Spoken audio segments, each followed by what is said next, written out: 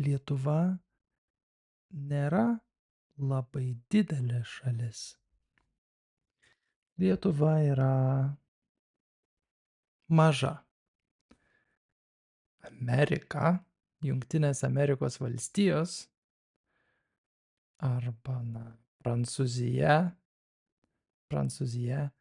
yra didesnės už Lietuvą. Amerika yra didesnė už Lietuvą. Prancūzija yra didesnė už Lietuvą. Lietuva yra mažesnė už Ameriką, mažesnė už Prancūziją, mažesnė netgi ir už Lenkiją. Bet nors Lietuva ir maža šalis, Lietuvoje yra daug miškų. Žinote, kas yra miškai, ne? Miškas yra vieta, kur yra daug medžių. Yra maži medžiai ir dideli medžiai. Daug medžių. Medžiai, visur. Kai tu nueini į mišką,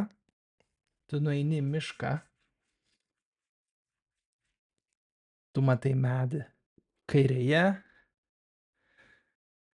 dešinėje, priekyje, visur tik medžiai. Ir tarp tų medžių yra daug gyvūnų. Miškuose, tarp medžių, krūmuose, žolėje gyvena daug įvairių gyvūnų. Ir šiandien norėčiau pakalbėti šiek tiek apie vieną gyvūną, kuris gyvena Lietuvoje. Šiandien norėčiau pakalbėti apie kiškį. Žinote, kas yra kiškis? Kiškis yra gyvūnas, kuris turi labai ilgas ausis. Kiškio ausis labai ilgos. Ar ne?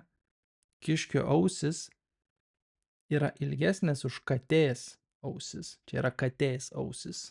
Arba šuo, ar ne? Šuns ausis dažnai būna tokios, ar ne?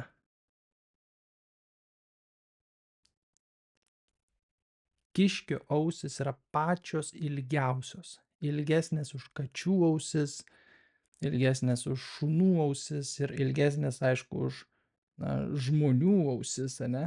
Ir už karvių ausis. Ar ne? Čia yra karvė. Aš nemoku piešti karvių. Gerai, tarkim, tiek to, nebus karvės. Kiškio ausis yra labai ilgos, ar ne? Ir jie turi trumpą uodegą, ne? Kiškio uodega dažniausiai būna labai trumpa, ne? Katės uodega, katė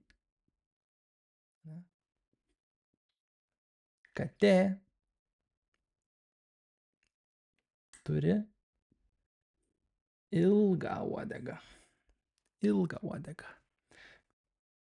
Bet trumpas mažas ausis.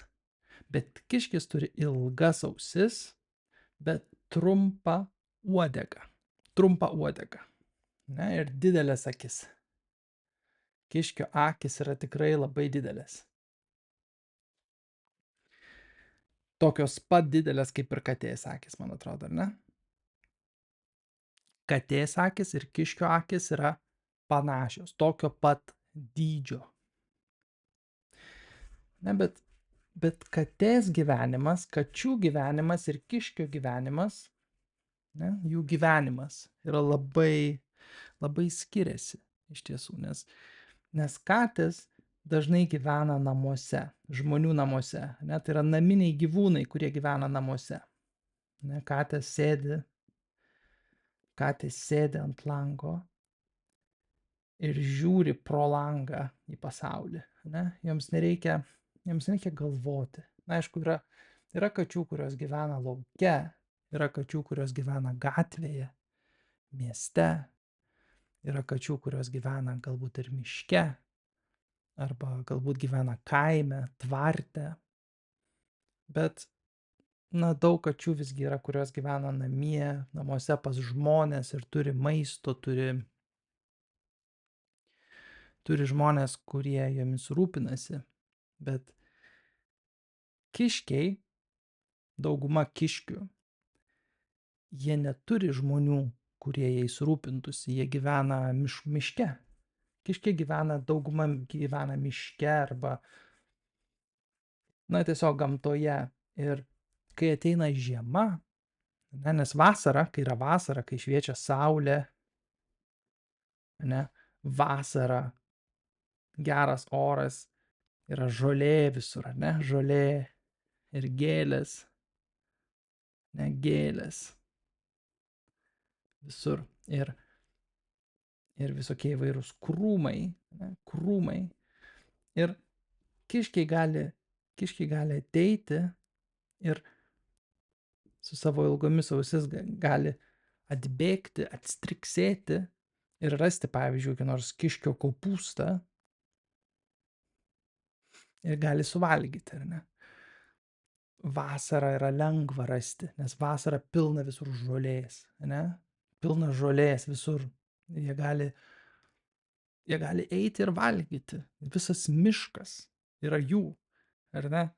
Visos pievos, visas pasaulis yra jų. Na, kartais, aišku, pavojinga, nes yra žmonių, kurie mėgsta medžioti galbūt kiškius, ar ne? Arba kartais yra kelias, ne? Yra kelias, kur važiuoja mašinos, kur važiuoja automobiliai.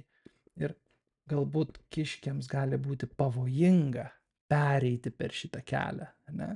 Kai jie eina ieškoti maisto.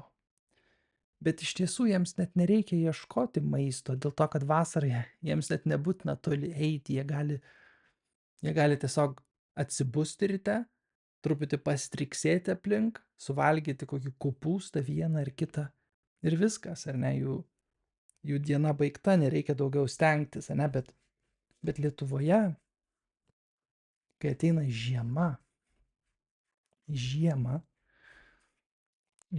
yra labai daug sniego, ne, dažnai būna kalnai sniego, saulės nėra, saulės nebūna žiemą. Ir kiškiai tada turi labai daug stengtis, jie turi ilgai kartais keliauti su savo ilgomis ausimis. Jie turi ilgai striksėti, ilgai keliauti, kad galėtų atrasti kokį nors, nežinau, kokį nors kopūstą. Jie turi kasti sniegą. Pavyzdžiui, dažnai, ne, yra sniegas, bet po sniegu visgi yra keletas kopūstų, keletas gėlių, keletas žolelių išlikę. Ir jie turi kasti, kad galėtų atrasti ir suvalgyti. Ir jie turi eiti žymiai ilgiau, jie turi eiti žymiai toliau, kad galėtų atrasti vietą, kur yra tų kopūstų po sniegu. Ne? Ir tai reiškia, kad jiems reikia eiti toli, keliauti toli, bėgti toli, striksėti toli. Ir jiems reikia dažnai pereiti per gatves. Ne? Jie turi eiti per gatvę, per daug gatvių, nes jiems reikia keliauti toli. Ir dažnai balta visur, ar ne? Pilna sniego ir ant kelio kartais būna sniego. O kiškiai patys yra balti, jų kailis yra visai šviesus. Ir dažnai, kai jie bėga per kelią, jie, na, vairuotojai, žmonės, kurie vairuoja mašinas, gali jų nepamatyti. Ir tai yra labai pavojinga. Ne, aš manau, kad žiemą tikrai Lietuvoje kiškiams, na ir triušiams turbūt, bet kiškiams yra pavojinga, aš sakyčiau. Tai va, tokia šiandienos trumpas pokalbis apie kiškius ir jų gyvenimą Lietuvoje. Iki kito karto, ate.